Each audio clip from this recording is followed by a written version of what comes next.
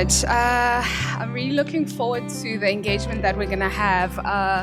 The book, I found it particularly very insightful, and it causes one to really reflect, and I hope that you do get yourself a copy if you haven't gotten it. The copies will be on sale for 150 at the end of the session, and our hashtag today, of course, as you can see on the table, we have hashtag My Blood Divides and Unites, as well as UJ Library. So please engage, and we will be taking some questions on the Q&A from Twitter as well as from live on the session. So I'd like to please welcome the panelists who will help us in unpacking the book. First, we have Mr. Neeshan Bolton, who's the CEO of the Ahmed Kathrada Foundation. Please join us here. We have Patronella Nquaba. Patronella holds a master's in political and international science and a B economic honors in political and international studies and a Bachelor of Economics degree, all at Rhodes University. Her master's research looked at NGOs and the depoliticization of the development of the case of Khadra education in Grahamstown. We also have our young youth leader by the name of Thabiso Lima, who's a final year B.Ed UJ student. He's a human rights and political activist, an aspiring entrepreneur as well. He is also part of the UJ Youth Leadership Development Program under the Transformation Unit. Thabiso, kindly join our panel. Awesome. So, and of course, the lovely author, Jesmane. So I'd like to really just kick off by reading an excerpt from the book. And as Jesmane mentioned, there are several thought pieces from different leaders across the world. And I'll be reading one by Katherine Graham, which is, if you have the book, it's on page 112. So Katherine is a white female, and these are her sentiments, which I think will give you a view into the book if you've not had a chance to read it. She says, I wouldn't be honest if I said I didn't struggle with racial reconciliation. There are things that I still find difficult. Although my natural inclination is to try to understand where somebody else is coming from, at times that willingness to empathize is tested. A case in point would be the Fees Must Fall student uprising in 2016. I supported the move to remove the inherent racial bias in tertiary education, but I couldn't grasp how making university free was going to help anyone. I think, like many white people, I'm held back by fear. Fear that I don't have a right to speak because of the sins of my people. Fear that our land and possessions will be taken away to right the wrongs of history. Every time Julius Malema speaks about revolution and nationalizing mines and banks, I wonder if we're really heading in that direction. Like Zimbabwe's violent farm invasions or Hugo Chavez's disastrous socialist policies which bankrupt Venezuela. These fears are real, but they are not insurmountable.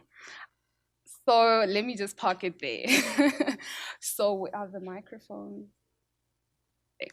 So I'd like to pose a question really, and perhaps we'll start with you, Jesmane, on why is the dialogue on racial reconciliation important? Here we've gotten a view of how the white people, someone who represents a white voice feels, and really your books unpacks how we don't have enough platforms to hear people out, and that's why we're struggling to heal. Can you please unpack why the conversation is significant? Okay, first I recognize that there is trauma from apartheid, so a lot of reactions are understandable. It's not to dismiss those reactions, but to call upon us to be thoughtful and to be inspirational leaders.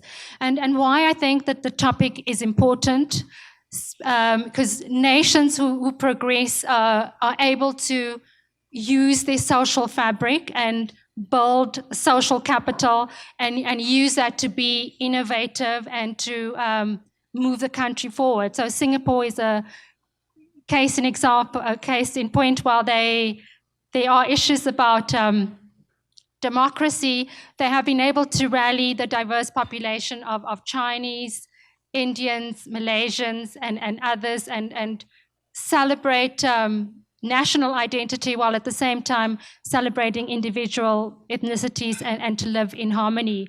I also find that in today's world, which is racially polarized, policies, important policies are being implemented, which takes away racial reconciliation and is destructive in moving forward. And if we do not have do not manage that litmus on racial reconciliation, it will prevent a nation from moving forward.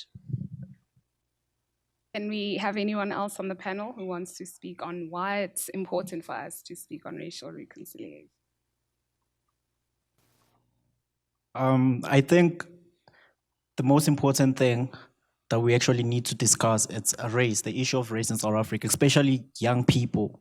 You know, there's this thing of them versus us.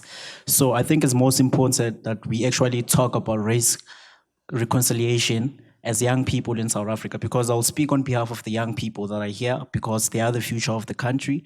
So there's a narrative that is driven in the society, and it's actually growing. It's sort of like a monster that it's growing. It's gonna attack us one day as a nation, and it's going to divide us further. So it's all about us now versus them. So if you can look at a lot of media articles, especially that touches race issues in South Africa, it's that there's a lot of narrative whereby we're saying as Black people, we're being attacked by white people, and white people have the money, we do not have the money. So it's basically about us versus them. So I think we need to discuss race reconciliation in the country so that we can actually unite as a society, and then we can find a way to move forward.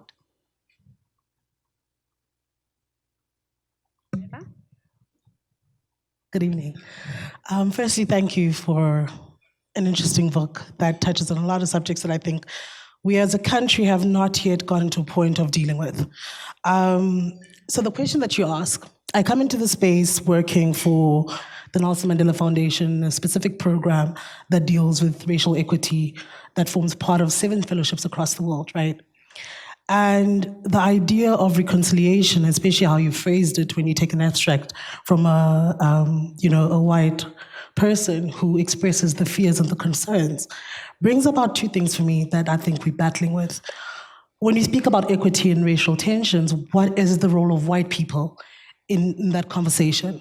What would a term like allyship look like? I don't think in South Africa we've gotten to that point yet. And until we are able to have an authentic conversation around the healing that needs to happen for us as a people, but also the part that white people have to play in that reconciliation, I don't think we can move forward.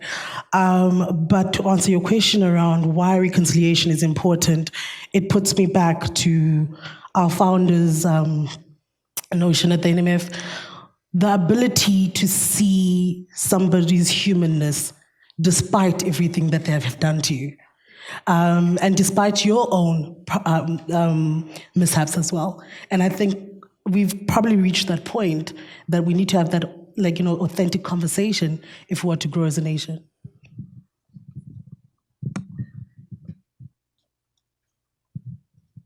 Thank you. I think what would have been helpful was also to have read out the final paragraph of that same chapter, where this woman says that these fears are real, but they are not insurmountable. And that for me is critical. That acknowledging that you are fearful of something, but also acknowledging that it can be overcome. And further on, she says, I don't think white people should exclude themselves from the national debate on racial reconciliation, which is the second thing that's happening in the country. People either feel excluded or they self-exclude themselves from a whole range of spaces. But the third point I thought is really the most powerful. And she writes, at a restitution workshop my husband recently attended, a young Afrikaans man complained he didn't feel he has a place anymore at the table in South Africa. And then wonderfully, a black man responded, you do, but it's no longer at the head. And that is I think, if you had just read that part on, it gives a very different insight into the kind of way that this individual is grappling with how to find a space to understand this change, how to engage with it, and where do you sit at the table.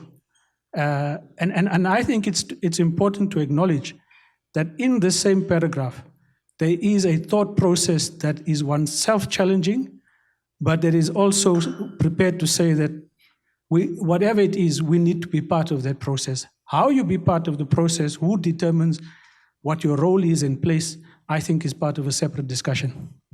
Wow, thanks. I think we're off to a good start. I hope you're tweeting your questions, #MyBloodUnitesAndDivides.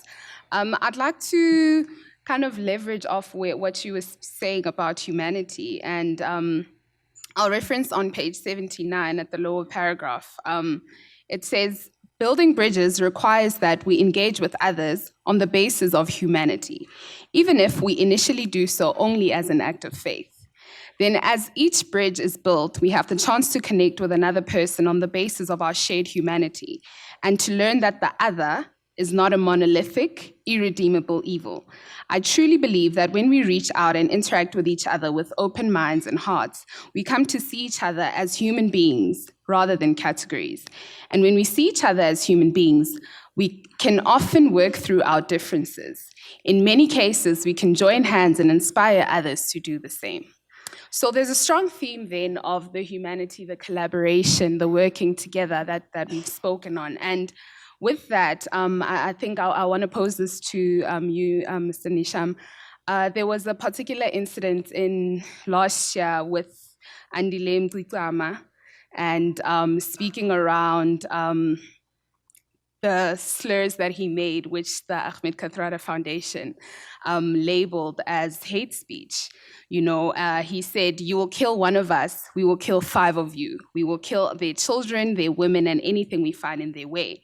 And your foundation stood against it, and they said that it's stirring racialized hatred under the guises of being revolutionary. So we do see that in society, people are speaking out, but it's sometimes driven by the wrong thing. And so I'd just like you to comment on that, on the humanity aspect, and to Thabiso as well, if you can touch on the youth and how we respond, how social media plays a role in how we humanize or respond to human issues. No, thank you for that. What I think is important is the context. So here's a school that a walkway collapses and children die and a whole lot of kids get injured. Without knowing the race of the children, Andile and, well, I'm not sure it was Andile, but somebody from his organization almost celebrates this death. Now, you don't know the individuals, you don't even know the race, you assume they're white. And because you assume they're white, you think that the deaths of these young children is worth celebrating. I think that is symptomatic of the inability to then see others as being human. Now, the reverse is also true. When people talk about Africans and depict them as monkeys, as H&M and others have done and so forth, what that simply says is, I don't see you as human. I see you as less, and therefore I can depict you in the most demeaning ways. And as you've seen in Rwanda and other places, when you do that, you then lay the basis. When you dehumanize, you can take away life with the greatest of ease. And it is in that context that we felt this statement was completely out of place. The timing was completely incorrect. The sentiment was just abhorrent. And it is on that basis that the foundation thought it important to respond to that particular claim. I do think that there is a general tendency of not being able to see people as human first. I think there's a whole range of factors that makes that very difficult. But when we get to the point of seeing each other as human first, then I think we can deal with whatever the differences are. But when I don't see you as equal in the first place, there is no basis to even talk.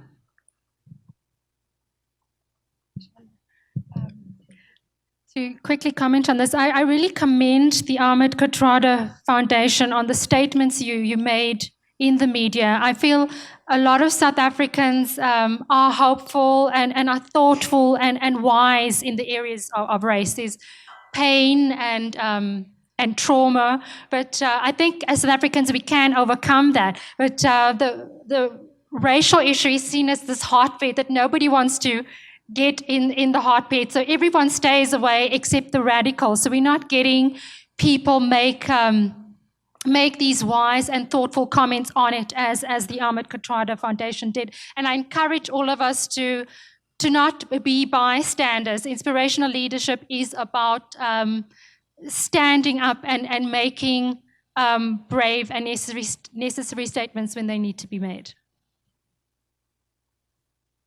Just to comment on the issue of identity, because looking at the first part of the book, it talks about identity. So on page 25, it says it is possible to define your own identity as a person.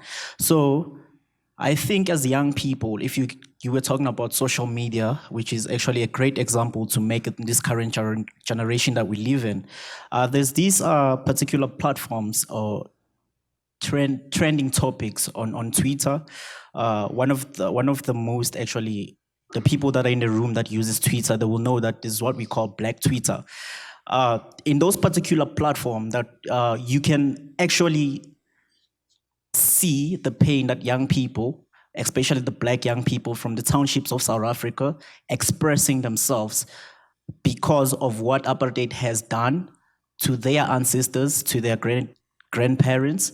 And another topic that was trending on Twitter last week, it was ask a white person any question.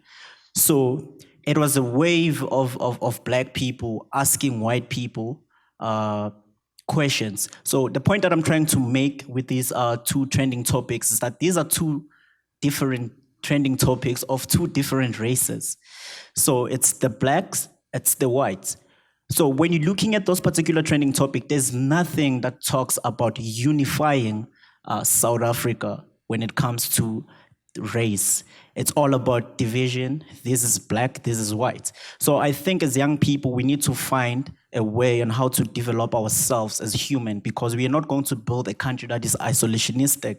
We are not going to build a country for Black people only. Black people cannot survive on their own, just like white people cannot survive on their own. That's why they came to Africa during the conquest, during the European conquest, trying to find these particular economical benefits and economical domination.